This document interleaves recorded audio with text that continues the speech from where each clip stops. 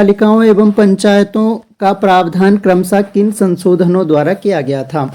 तो संविधान में कौन कौन से संशोधन हैं जिसके द्वारा नगर पालिका और पंचायतों का प्रावधान किया गया है? तो सही उत्तर है आपका 73rd और 74th प्रावधानों द्वारा क्या किया गया था? नगर पालिकाओं और पंचायतों का प्रावधान किया गया था। ऑप्शन नंबर ए इसका सही उत्तर हो जाएगा।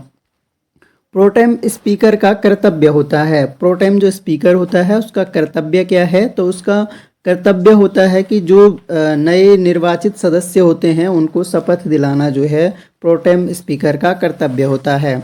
अगला प्रश्न देखिए, इंडियन स्टैंडर्ड टाइम IST तथा ग्रीनविच मीन टाइम GMT में कितने समय का अंतर होता है? ये तो आसान प्रश्न है, आपको पता ही होगा। सही उत्तर इसका जो है 5 आवर एंड 30 मिनट्स, 5 घंटे और 30 मिनट का अंतर होता है GMT और IST के बीच।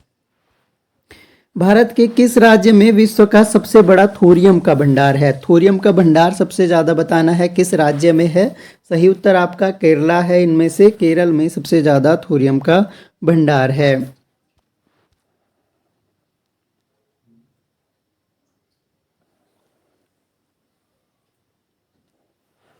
प्रश्न, निम्नलिखित विकल्पों में से उस विकल्प को चुनिए जिसमें कर्क रेखा होकर गुजरती है। कौन से विकल्प हैं इनमें जिनमें कर्क रेखा होकर गुजरती है? तो सही उत्तर आपका हो जाएगा छत्तीसगढ़ और मिजोरम, ये 2 राज्य हैं जहां से कर्क रेखा होकर गुजरती है। एशिया की विशाल नदी मेकोंग निम्नलिखित देशों में से किस में नहीं बहती है? ये बताना है कि किस में नहीं बहती है। तो मेकोंग जो है वो चाइना से बहती है, नेपाल में नहीं बहती है, बाकी कंबोडिया, थाईलैंड, वियतनाम में मेकोंग रिवर बहती है। अंतर्राष्ट्रीय सौर गठबंधन का मुख्यालय कहाँ स्थित है? अंतर्राष्ट्रीय सौर गठबंधन का मुख्यालय जो है ये भारत में है, गुरुग्राम हरियाणा में। तो यह आपको ध्यान रखना है, गुरुग्राम हरियाणा में जो है अंतर्राष्ट्रीय सौर गठबंधन का मुख्यालय है। उच्च न्यायालय के न्यायाधीश को उसके कार्यकाल समाप्त होने के पूर्व किसके द्वारा हटाया जा सकता है? यानी जो हाई कोर्ट के चीफ जस्टिस होते हैं उनको उनके कार्यकाल समाप्त होने से पहले कैसे हटाया जा सकता है, ये हमारा क्वेश्चन है। और सही उत्तर इसका है कि अगर संसद की अनुशंसा पर उनको राष्ट्रपति द्वारा हटाया जा सकता है। किसी समिति की रिपोर्ट के आधार पर मूल कर्तव्यों को संविधान में शामिल किया गया था? कौन सी समिति की रिपोर्ट के आधार पर फंडामेंटल राइट्स को भारतीय संविधान में शामिल किया गया है? सही उत्तर आपका स्वर्ण सिंह समिति है, सरदार स्वर्ण सिंह समिति के रिपोर्ट के आधार पर। जलियांवाला बाग हत्याकांड हुआ, जलियांवाला बाग हत्याकांड कब हुआ था? सही उत्तर आपका है 13 अप्रैल 1919। हम थोड़ा सा फास्ट चल रहे हैं, जैसे आपको पता है, जल्दी से क्वेश्चन कवर अप करने के लिए कि कम टाइम में पूरे 100 क्वेश्चन हम कर लें। और इसके अलावा प्रैक्टिस सेट का PDF आपको टेलीग्राम पे मिल जाएगा, टेलीग्राम आप ज्वाइन कर सकते हैं, लिंक आपको डिस्क्रिप्शन में मिल जाएगा। और ये हमारा 5th पेपर है, इससे पहले हम 4 इसी तरह के 100 top most important question discuss कर चुके हैं। 4 पेपर, जिन्होंने वो नहीं देखे हैं तो वो ज़रूर जाके देख लें, लिंक उसका भी आपको डिस्क्रिप्शन में प्लेलिस्ट का मिल जाएगा। अगला क्वेश्चन हमारे पास है, चटगांव शस्त्रागार लूट से संबंधित है। जो चटगांव शस्त्रागार लूट हैं उनसे कौन से व्यक्ति इनमें से संबंधित हैं? सही उत्तर आपका है सूर्य सेन का संबंध है चटगांव शस्त्रागार लूट से। काफ़ी इंपॉर्टेंट क्वेश्चन है। किस अधिनियम के द्वारा मुसलमानों के लिए पृथक निर्वाचन मंडल का उपबंध किया गया? कौन सा अधिनियम था जिसके द्वारा मुसलमानों के लिए पृथक निर्वाचन मंडल का उपबंध किया गया है? सही उत्तर आपका है मार्लेमेंटो सुधार 1909 का। साइमन कमीशन का विरोध हुआ क्योंकि? साइमन कमीशन का विरोध इसलिए हुआ था क्योंकि इसमें कोई भी सदस्य जो है इंडियन नहीं था, सारे के सारे अंग्रेज थे, इसलिए इसका विरोध हुआ था। मुस्लिम लीग के किस अधिवेशन में पृथक पाकिस्तान की मांग का प्रस्ताव पारित हुआ था? पृथक पाकिस्तान का जो प्रस्ताव है वो पारित हुआ था, मुस्लिम लीग का अधिवेशन हुआ था, लाहौर अधिवेशन, उसके द्वारा पारित हुआ था। महाधिवक्ता निम्नलिखित में से किसके प्रसाद पर्यंत पद धारण करता है? जो महाधिवक्ता होता है वो किसके प्रसाद पर्यंत पद धारण करता है? सही उत्तर है, क्योंकि राज्य का महाधिवक्ता है, राज्यपाल के प्रसाद पर्यंत। भारतीय संविधान में नागरिकों को कौन सा मूल अधिकार नहीं दिया गया है? इनमें से कौन सा मूल अधिकार है जो भारतीय नागरिकों को नहीं दिया गया है? सही उत्तर है जो सूचना का अधिकार है वो फंडामेंटल राइट नहीं है। अनुच्छेद 143 143 राष्ट्रपति को निम्नलिखित में से किसके साथ परामर्श करने की शक्ति प्रदान करता है? तो सही उत्तर इसका हो जाएगा उच्चतम न्यायालय के साथ ये प्रावधान करने की एक तरह से विमर्श करने परामर्श लेने की स्वतंत्रता प्रदान करता है 143। तो 143 एक इम्पोर्टेंट आर्टिकल है, आप ऐसे ध्यान रख सकते हैं कि ये इस तरह का आर्टिकल है कि इसमें ये कहा गया है कि राष्ट्रपति चाहे तो उच्चतम न्यायालय से परामर्श ले सकता है अगर उसे कहीं पर कोई भी दिक्कत हो रही है। और इसके लिए ये भी है कि वो परामर्श ले सकता है लेकिन वो माने ना माने वो उस पर डिपेंड करता है। तो काफ़ी इम्पोर्टेंट है 143 आर्टिकल की राष्ट्रपति जो है हमारा उच्च न्यायालय जो सर्वोच्च न्यायालय है उसके साथ परामर्श कर सकता है किसी भी मुद्दे पर, और उनकी वो जो राय देंगे उनको मानने या ना मानने के लिए राष्ट्रपति स्वतंत्र रहेगा। CAD क्या है यानी कैड क्या है? तो कैड काफ़ी इम्पोर्टेंट टर्मिनोलॉजी है। तो कैड एक तरह से कंप्यूटर से रिलेटेड एक शब्दावली है जिसका मतलब होता है कंप्यूटर एडेड डिज़ाइन। अगर आप सिविल एक तरह से सिविल इंजीनियर के विद्यार्थी हैं तो आपको ये पता होगा क्योंकि इसमें आपका काम ज़्यादा होता है, कंप्यूटर एडेड डिज़ाइन।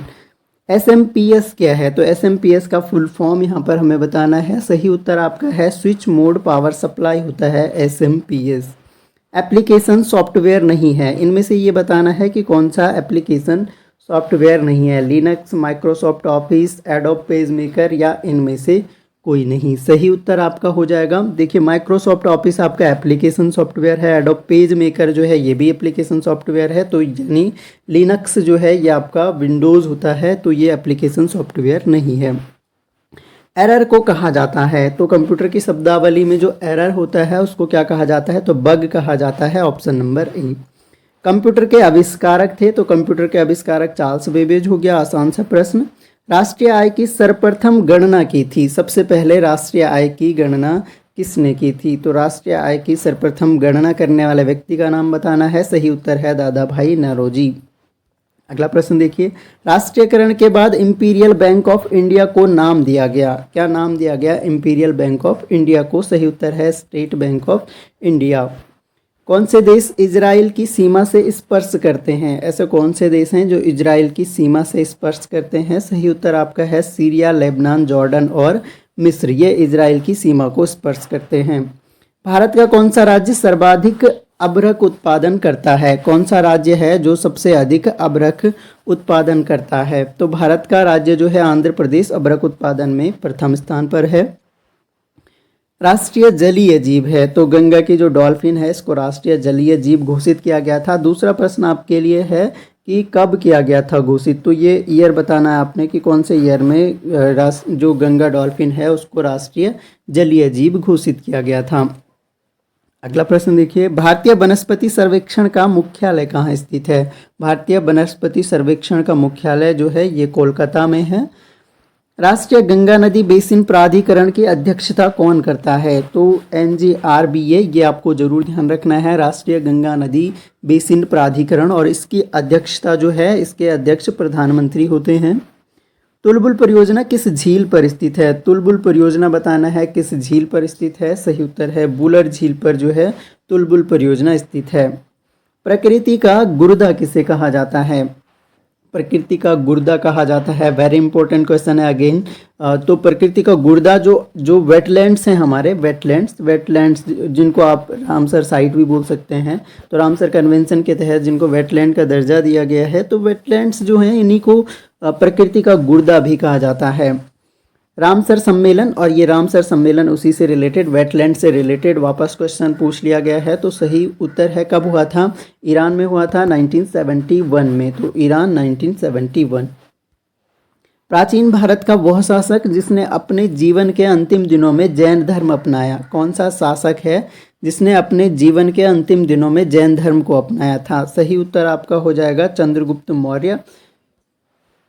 फास्टैग का एक उपकरण है, फास्टैग का इनमें से उपकरण क्या है? तो सही उत्तर आपका हो जाएगा राष्ट्रीय राजमार्ग का टोल संग्रहण के लिए फास्टैग का प्रयोग किया जाता है। विश्व पर्यटन संगठन का मुख्यालय कहाँ स्थित है? तो वर्ल्ड एक तरह से जो ट्रेड ऑर्गेनाइजेशन है उसका मुख्यालय बताना है। सही उत्तर आपका हो जाएगा मैड्रिड, ऑप्शन नंबर बी। राष्ट्रीय ऊर्जा संरक्षण दिवस मनाया जाता है, तो एनर्जी कंजर्वेशन डे हम मनाते हैं 14 दिसंबर। हॉर्नबिल महोत्सव मनाया जाता है, तो हॉर्नबिल महोत्सव फेमस है आपका नागालैंड में। सती प्रथा का प्रथम अभिलेखीय साक्ष्य प्राप्त हुआ है, सती प्रथा का प्रथम अभिलेखीय साक्ष्य प्राप्त हुआ है एरन अभिलेख से। किस शासक को उसके सिक्कों पर वीणा लिए हुए अंकित किया गया है? कौन सा शासक है जिसको उसके सिक्कों पर वीणा लिए हुए अंकित किया गया है? तो समुद्रगुप्त जो हैं उनको वीणा लिए हुए अंकित किया गया है। किस पुस्तक के रचयिता कालिदास हैं? तो इनमें से कौन सी पुस्तक है जो कालिदास के द्वारा लिखी गई है? तो ये लिखी गई है ऋतुसंहारम। कालिदास किस शासक के दरबार में थे? कालिदास जो हैं ये दरबारी थे, एक तरह से चंद्रगुप्त द्वितीय के दरबार में थे कालिदास। Option number B. बाघ गुफा स्थित है, बाघ गुफा जो है किस राज्य में स्थित है? सही उत्तर आपका हो जाएगा मध्य प्रदेश। खाने की वस्तुओं के परीक्षण में प्रयोग होता है, तो खाने की वस्तुओं के परीक्षण में प्रयोग होता है, यहाँ पर परीक्षण नहीं होगा, ये परिरक्षण, परिरक्षण। तो परिरक्षण ये है यानी प्रिजर्वेशन, जो एक तरह से उनको सड़ने बचाने के लिए जो प्रयोग किया जाता है उसको बोलते हैं परिरक्षण। छोटी री होगी। परिरक्षण के लिए कौन सा प्रयोग होता है? तो इनमें से सोडियम बेंजोएट का प्रयोग किया जाता है, यानी सड़ने से बचाने के लिए खाद्य पदार्थों का सोडियम बेंजोएट नामक रसायन का प्रयोग किया जाता है। तो परीक्षण नहीं है, परिरक्षण है, प्रिजर्वेशन एक तरह से। अगर आप अंग्रेजी का शब्द ज़्यादा ध्यान रखो तो सही है, प्रिजर्व करने के लिए। एनेस्थीसिया के रूप में प्रयोग होने वाली हास्य गैस निम्नलिखित में से कौन सी है? तो एनेस्थीसिया के रूप में हास्य गैस का प्रयोग किया जाता है और वह हास्य गैस का नाम जो है वो नाइट्रस ऑक्साइड होता है। आगे बढ़ते हैं। प्रथम भारतीय उपग्रह आर्यभट्ट कब छोड़ा गया था? प्रथम भारतीय उपग्रह आर्यभट्ट छोड़ा गया था 19 अप्रैल 1975 को। अगला देखिए, भारतीय संविधान सभा के पहले दिन की अध्यक्षता किसने की थी? तो 9 दिसंबर को जो पहली बैठक हुई थी 1946 में। एक तो ये डेट ध्यान रखिए, पहली बैठक 9 दिसंबर 1946 को, और पहली बैठक की जो अध्यक्षता की थी वो डॉक्टर सच्चिदानंद सिन्हा ने करी थी। अस्थायी अध्यक्ष भी इसको कहते हैं। निम्नलिखित में से किस अनुच्छेद द्वारा विधानसभा विधान परिषद को बनाने के लिए प्रस्ताव पारित कर सकती है? तो ये अनुच्छेद है अनुच्छेद नंबर 169। 169 के अकॉर्डिंग कोई भी विधानसभा जो है विधान परिषद की स्थापना करने के लिए एक तरह से प्रस्ताव पारित कर सकता है। डीएनएस का पूरा नाम बताना है यहाँ पर। डीएनएस का पूरा नाम जो है वो डोमेन नेम सर्वर होता है। Option number B. Computer output को टेलीफोन लाइन पर ले जाने लायक रूप में परिवर्तित करता है, तो ये परिवर्तित करता है आपका modem. Option number D. LAN में प्रयोग न होने वाली शब्दावली है, तो लैन में जो प्रयोग नहीं होती है वो शब्दावली बतानी है, तो यहाँ पर सही उत्तर आपका हो जाएगा मॉडेम का जो प्रयोग जो है वो लैन में नहीं होता है। लोकल एरिया नेटवर्क ये है। कंप्यूटर का प्रयोग होगा, प्रिंटर का प्रयोग होगा, केबल का प्रयोग होगा, केबल के द्वारा जोड़ा जाता है। तो मॉडेम का प्रयोग, मॉडेम जो है वो वाइड एरिया नेटवर्क हो गया जो कि इंटरनेट के लिए प्रयोग किया जाता है वैन, तो इसलिए मॉडेम इसका सही उत्तर हो जाएगा। गुप्त काल में सर्वाधिक अभिलेख किस शासक के मिलते हैं? तो गुप्त काल में सबसे ज़्यादा जो अभिलेख मिलते हैं वो कुमार गुप्त प्रथम के मिलते हैं। निम्नलिखित में से किस शासक ने संपूर्ण श्रीलंका पर विजय प्राप्त की? तो कौन से शासक हैं जिन्होंने संपूर्ण श्रीलंका पर विजय प्राप्त की थी? सही उत्तर आपका राजेंद्र प्रथम है। इंडिया डिवाइडेड पुस्तक के लेखक हैं, तो इंडिया डिवाइडेड बहुत फेमस पुस्तक है और इसके लेखक आपके डॉक्टर राजेंद्र प्रसाद हैं। 1946 के चुनाव के बाद मुस्लिम लीग ने अपनी सरकार बनाई। 1946 के बाद मुस्लिम लीग ने अपनी सरकार बनाई थी बंगाल में। केंद्र में द्वैत शासन का प्रावधान किस अधिनियम के तहत किया गया? काफ़ी बार ये प्रश्न पूछा गया है। सही उत्तर आपका है 1935 का भारत सरकार अधिनियम के द्वारा केंद्र में द्वैत शासन लगाया गया। मित्र मेला संघ की स्थापना की, मित्र मेला संघ की स्थापना करी थी विनायक दामोदर वीडी सावरकर जी ने। द्वितीय गोलमेज सम्मेलन में कांग्रेस का प्रतिनिधित्व किसने किया था? तो कांग्रेस का प्रतिनिधित्व महात्मा गांधी ने किया था। एकमात्र सेकंड जो राउंड टेबल कॉन्फ्रेंस थी उसमें गांधी जी ने भाग लिया था। भारत में रुपये का अवमूल्यन पहली बार कब किया गया? तो रुपये का पहली बार अवमूल्यन हुआ था आपका 1949 में। सेबी का गठन किया गया था। सेबी का गठन तो security exchange board of India, तो सेबी का गठन किया गया था 1988 में। मानव विकास रिपोर्ट का प्रकाशन करता है? तो मानव विकास रिपोर्ट का प्रकाशन जो है ये किया जाता है वर्ल्ड बैंक के द्वारा। लॉफर वक्र का संबंध है, लॉफर वक्र का संबंध किससे है? तो लॉफर वक्र काफ़ी इंपॉर्टेंट है। ये कर की दर यानी रेट ऑफ जो आपका कर होता है उसकी दर और कर को संग्रहण के से संबंधित है आपका लॉफर वक्र। वर्ष 2011 की जनगणना के अनुसार भारत में साक्षरता दर कितनी है? तो ये सिंपल सा क्वेश्चन हो गया, याद होना ही चाहिए। तो 74.04%। ऐसा कौन सा देश है जहां से विषुवत व मकर दोनों रेखाएं गुजरती हैं? ऐसा कौन सा देश है जहां से एक तरह से मेडिटेरियन भी, भूमध्य रेखा भी और मकर रेखा दोनों गुजरती हैं? तो सही उत्तर इनमें से ब्राज़ील एक ऐसा देश है जिससे दोनों रेखाएं गुजरती हैं। गोविंद सागर बांध कौन सी नदी पर है? गोविंद सागर बांध आपका स्थित है सतलज नदी पर। भारत में निकेल का सर्वाधिक भंडार कहाँ पाया जाता है? तो निकेल का सबसे ज़्यादा भंडार भारत में आपका उड़ीसा में है। उड़ीसा में अधिकतर जो खनिज हैं उनका सबसे ज़्यादा भंडार पाया जाता है। अगला प्रश्न है, भारत के पहले पूर्ण जैविक राज्य का दर्जा किस राज्य को मिला है? तो पहला पूर्ण जैविक राज्य जो है वो सिक्किम है। पूरी तरह से ऑर्गेनिक फार्मिंग वहाँ पर होती है और ऑर्गेनिक फार्मिंग के ही प्रोडक्ट आपको वहाँ पर मिलेंगे। निम्नलिखित में से किसने भारत छोड़ो आंदोलन के दौरान गुप्त रेडियो का संचालन किया था? तो गुप्त रेडियो का संचालन करने वाले जो हैं उषा मेहता जी हैं। संयुक्त राष्ट्र सुरक्षा परिषद यूएनएससी के कितने सदस्य होते हैं? कुल कितने सदस्य पूछा गया है? सही उत्तर आपका है 15 सदस्य होते हैं। एसडीआर सुविधा उपलब्ध है? तो एसडीआर जो सुविधा उपलब्ध है ये है आपका अंतर्राष्ट्रीय मुद्रा कोष में एसडीआर सुविधा उपलब्ध है। भारत में हरित क्रांति के जनक हैं? तो हरित क्रांति के जनक भारत में आपका एमएस स्वामीनाथन जी हो गए। संविधान के मूल ढांचे का सिद्धांत प्रतिपादित किया? तो मूल ढांचे का सिद्धांत प्रतिपादित किया गया था केशवानंद भारती के इसमें कि संविधान का जो मूल ढांचे को छोड़कर बाकी चेंजेस किए जा सकते हैं। समान नागरिक संहिता यूसीसी का वर्णन है? यूनिवर्सल सिविल कोड, इसके लिए स्पेशल जो आर्टिकल है वो आपका आर्टिकल 44 है। भारत के उपराष्ट्रपति अपना इस्तीफा सौंपते हैं? उपराष्ट्रपति इस्तीफा सौंपते हैं राष्ट्रपति को। निम्नलिखित में से कौन सा राज्य के नीति निर्देशक सिद्धांतों में निहित है? राज्य के नीति निर्देशक सिद्धांतों का पार्ट इनमें से जो है वो स्त्री और पुरुषों को समान कार्य के लिए समान वेतन है। आगे देखिए, भारत में राष्ट्रीय विज्ञान दिवस मनाया जाता है? तो राष्ट्रीय विज्ञान दिवस 28 फरवरी को हम मनाते हैं। गुरुत्वाकर्षण के सार्वभौमिक नियम का प्रतिपादन किसने किया? तो गुरुत्वाकर्षण के सार्वभौमिक नियम का प्रतिपादन किया गया था आपका न्यूटन के द्वारा। यदि एक व्यक्ति एक संवेदनशील तराजू पर खड़ा है, यदि वह गहरी सांस अंदर लेता है तो तराजू की रीडिंग पर क्या प्रभाव पड़ेगा? तो सही उत्तर आपका हो जाएगा रीडिंग पर कोई प्रभाव नहीं पड़ेगा। दूध का सापेक्षिक घनत्व किसके द्वारा ज्ञात किया जाता है? दूध का सापेक्षिक घनत्व ज्ञात किया जाता है लैक्टोमीटर के द्वारा। वर्षा की बूंदें गोलाकार किस कारण होती हैं? तो वर्षा की बूंदें काफ़ी बार हम ये क्वेश्चन भी डिस्कस कर चुके हैं। सरफेस टेंशन जो है, पृष्ठ तनाव के कारण वर्षा की बूंद गोलाकार होती है। घरेलू गैस सिलेंडरों में एलपीजी का भार किलोग्राम में कितना होता है? तो किलोग्राम में लगभग 14.2 किलोग्राम होता है।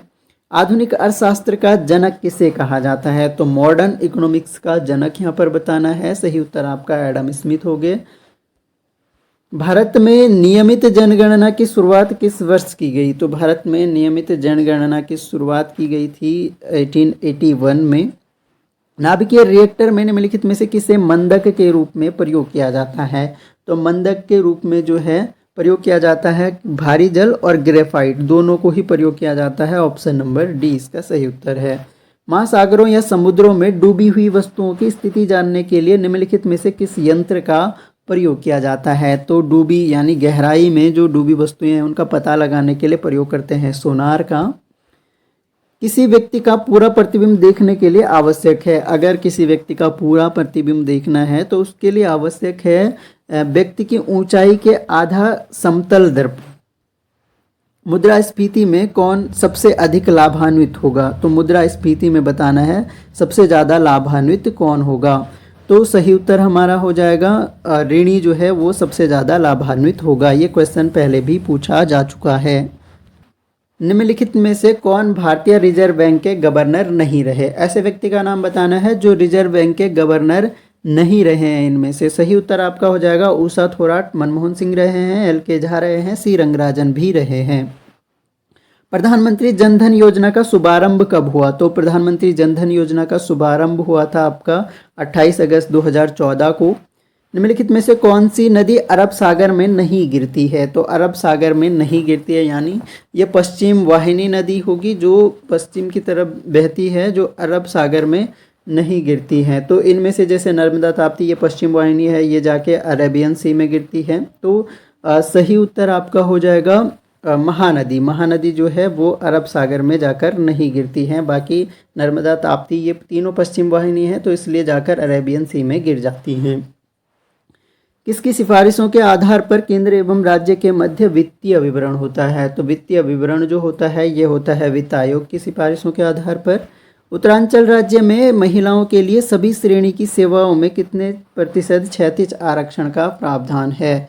तो क्षैतिज आरक्षण का प्रावधान जो है वो 30% हो गया है। अब अभी हाल ही में आपने देखा था एक अमेंडमेंट किया गया था।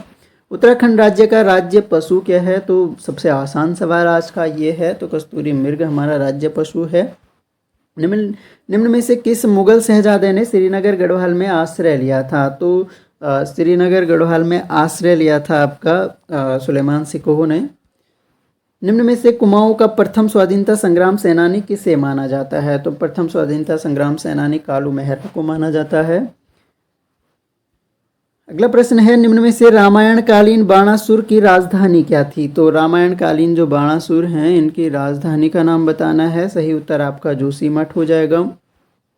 पाली भाषा के बौद्ध साहित्यों में उत्तराखंड क्षेत्र के लिए प्रयुक्त शब्द क्या है? तो पाली भाषा के इसमें प्रयुक्त शब्द जो है वो आपका हिमवंत है। एक तरह से बौद्ध ग्रंथों में भी हिमवंत बोल सकते हैं। चांदपुर गढ़ साम्राज्य कहाँ पर स्थापित किया गया था? तो चांदपुर गढ़ जो है वो चमोली जनपद में। ऑप्शन नंबर सी सही उत्तर हो जाएगा। और आज का हमारा अंतिम प्रश्न जो है, निम्नलिखित में से कार्तिकेय पुरवंश का संस्थापक कौन था? तो संस्थापक थे कार्तिकेय पुरवंश के बसंत देव। ऑप्शन नंबर सी सही उत्तर हो जाएगा। तो ये हमने टॉप 100 MCQ डिस्कस किए। आई होप आपको पसंद आया होगा। और जो मैंने बीच में MCQ क्वेश्चन पूछे हैं उनके जवाब आपने ज़रूर देने हैं। इसके अलावा वीडियो आपको कैसा लगा वो कमेंट बॉक्स में ज़रूर लिखें। और वीडियो पसंद आता है तो अपने दोस्तों तक शेयर करें। बाकी thanks a lot for listening. मिलेंगे नेक्स्ट वीडियो में, तब तक के लिए जय हिंद।